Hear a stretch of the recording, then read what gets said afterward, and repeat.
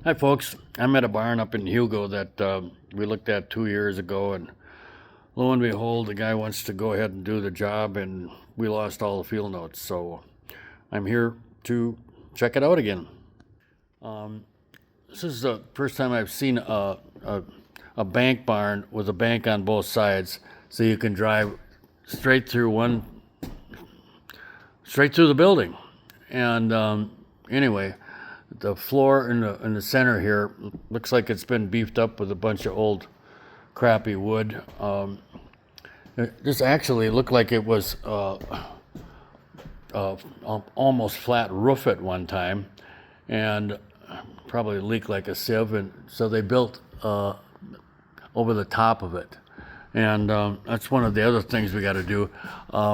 We got two cracked rafters here because the barn next to it's got a metal roof on it with a 10-12 pitch, and the snow slides off of that son of a gun, lands on this poor roof, which is only a 412, and I bet you that's what broke the rafters.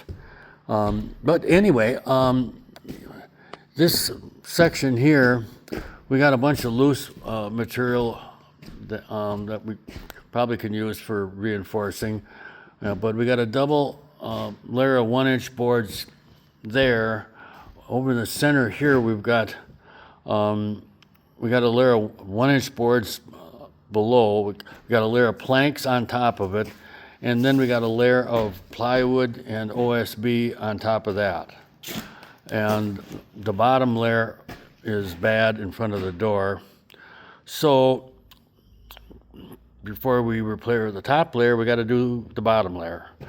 So there's, I don't know, 3-4 feet there to do on the bottom layer, then the next layer, and I guess at the end of the day, all the OSB will be gone. But there can't be much of any decay after we get back away from the door, other than possibly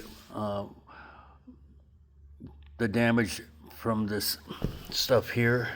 This is powder from the famous powder post beetle culprits that love old barns. And I guess we could spray the floor with boron preservative to take care of that. But I don't know what's underneath this area here. I don't have the means to pull it up and discover that, so we will probably leave that go until we get to work on the other part where we know we have bad subfloor underneath it, and we'll tackle this if we have a little budget money left over.